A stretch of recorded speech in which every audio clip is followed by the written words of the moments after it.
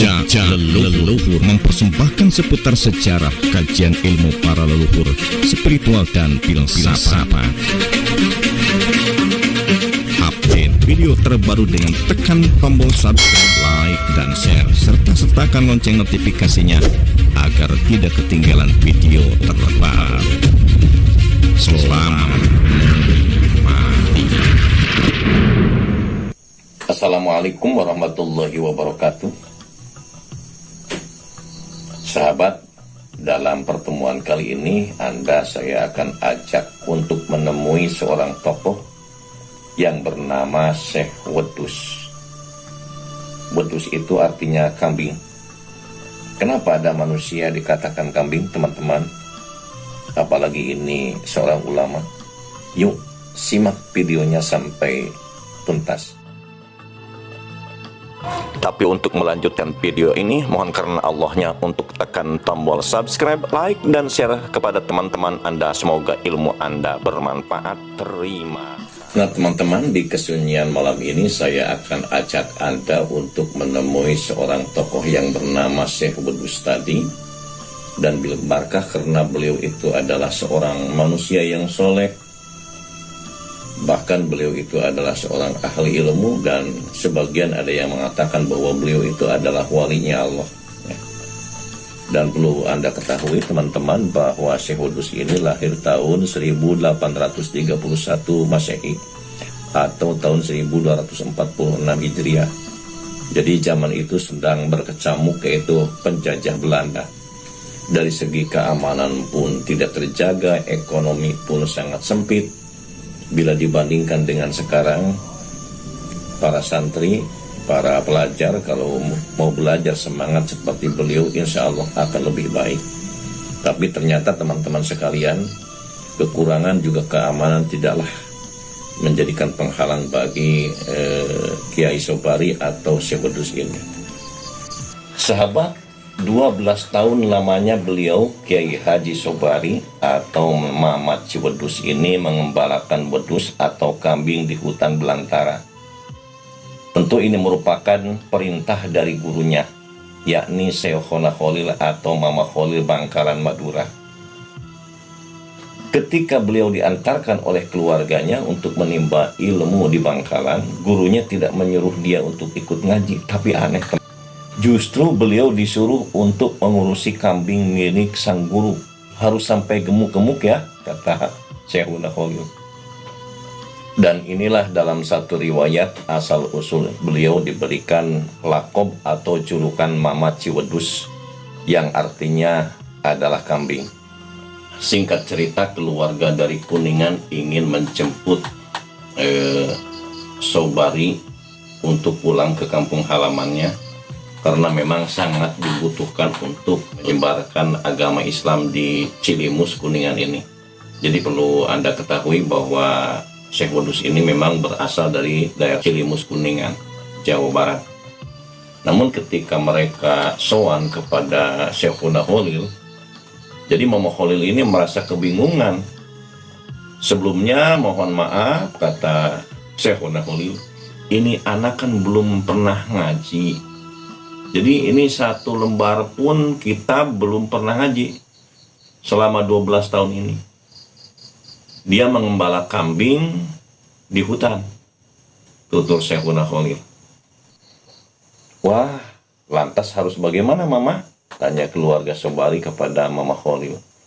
Tunggu sebentar ya, jawab Mama Khalil, sambil pergi ke belakang untuk mengambil air laut yang beliau tuangkan ke dalam gelas. Sobari, minumlah air laut ini. Kalau rasanya manis, maka kamu akan selamat. Kalau rasanya tetap asin, maka Mama akan menyembelih kamu di depan keluarga kamu ini. Titah Mama Khalil. Lalu Sobari meminumnya sambil gemetaran dan bercucuran keringat. Tapi tetap dengan penuh keberanian.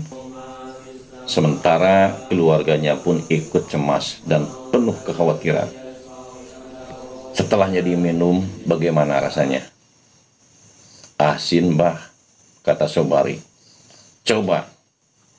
sekali lagi kamu minum, barangkali bisa manis, titah Mbah Khalil. Kemudian Sobari meminumnya. Tetap asin, Mbah. Sampai ketiga kalinya Sobari pasrah dan langsung berkata, silahkan sembelih leher saya, Mbah. Saya tidak lulus kalau begitu, Mbah. Hamba ikhlas ridho kalau memang itu perintah dan keinginan Mbah. Kemudian Mbah Khalil mencucurkan air mata. Beliau sangat terharu terhadap Sobari sambil mengusap kepala Sobari. Silakan Sobari, engkau pulang. Bawalah seluruh ilmu Mbah. Kembangkanlah agama Islam di daerahmu. Karena sesungguhnya engkau telah lulus melewati ujian 12 tahun. Dan sekarang dengan jujur engkau mengatakan apa yang sebenarnya harus engkau katakan. Tanpa rasa takut apapun. Manis engkau katakan, asin engkau katakan. Pungkas Mbah Khalil. Jadi teman-teman sekalian, ujian kalau memang tidak lulus, saking ingin lulusnya dan takutnya untuk disembelih, mungkin pada saat itu Sobari mengatakan asin, maka saat itu juga ujian yang 12 tahun tadi tidak akan lulus. Nah, akhirnya teman-teman sekalian, Kiai Sobari dan keluarganya pamit, dan sesampainya di Cilimus Kuningan beliau langsung meneruskan pesantren leluhurnya dan mengajarkan berbagai ilmu termasuk fikih. Karena kemasyhurannya para santri ingin mengaji berdatangan dari mana-mana, ya. Termasuk ulama-ulama karismatik yang banyak didatangi santri kemudian hari. Dan anehnya kekeramatan beliau, walaupun santrinya sangat banyak, sudah puluhan meter, tapi suaranya masih sama kedengarannya, walaupun pada saat itu belum ada pengarah suara, ya. Nah, di antara murid-murid yang terkenal yang menjadi ulama lagi dari Mama Sobari ini, teman-teman sekalian, di antaranya adalah Ayah Banjar dari Cibentur, ya, kemudian Mama Keresek dari Garut, sama ini juga ahli fikih, kemudian Mama Sucai Kudang dari kota Tasik, dan kemudian Mama Cimanggu dari Tasikmalaya. Dan perlu Anda ketahui teman-teman sekalian, bahwa Kiai Ahmad Sucai atau yang terkenal dengan Mama Gentur juga ini adalah merupakan murid daripada Mama Kudang. Juga yang saya ketahui teman-teman sekalian, murid-murid beliau itu bukan yang tadi saja, termasuk juga Habib Jagasatru, kemudian Kiai Ahmad Sanusi, kemudian tadi Kiai Ahmad Sanusi itu dari Babakan Ciwaringin, teman-teman, kemudian Kiai Mutawali dari Kuningan, kemudian Kiai Mahfud dari Timbang, kemudian Kiai Jambudipa, kemudian Kiai Abdul Halim yang sangat terkenal dari Majalengka, itu pun sama termasuk murid daripada Syekh Kudus atau Kiai Sobari. Dan teman-teman perlu Anda ketahui, dari murid-murid yang tadi saya sebutkan, diantaranya dari Ayah Banjar, ini banyak menelurkan para ulama besar juga.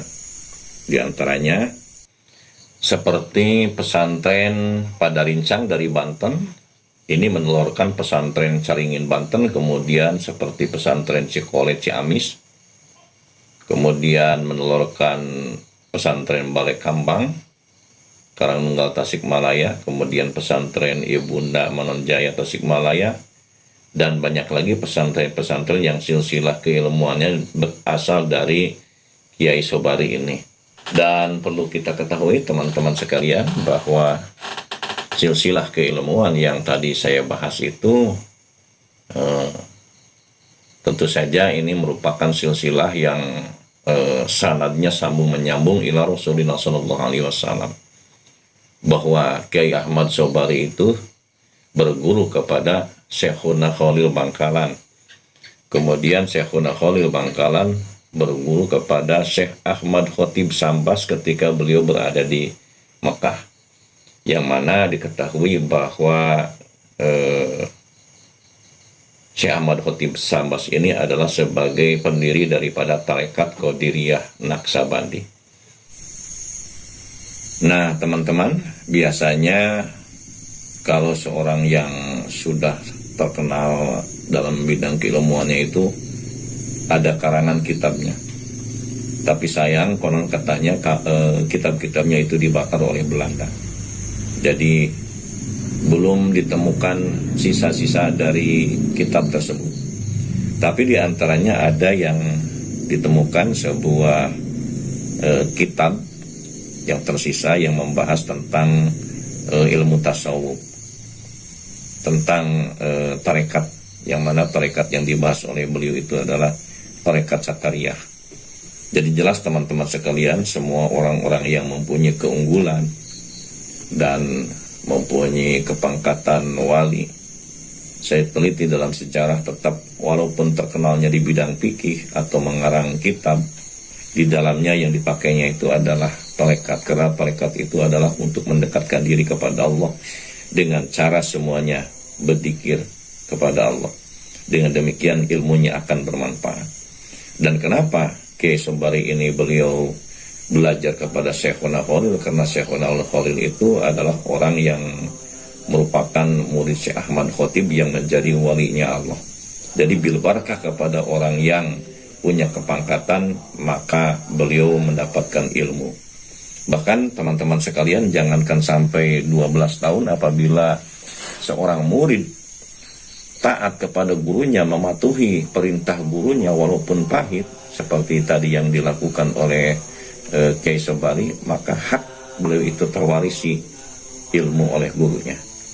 Oleh karena itu teman-teman sekalian, kepada para santri, kepada khalayak ramai, ya, jadi kita memuliakan ulama, kita membanggakan ulama, bukan berarti kita menyembah kepada ulama, tapi untuk menghargai dirinya sendiri.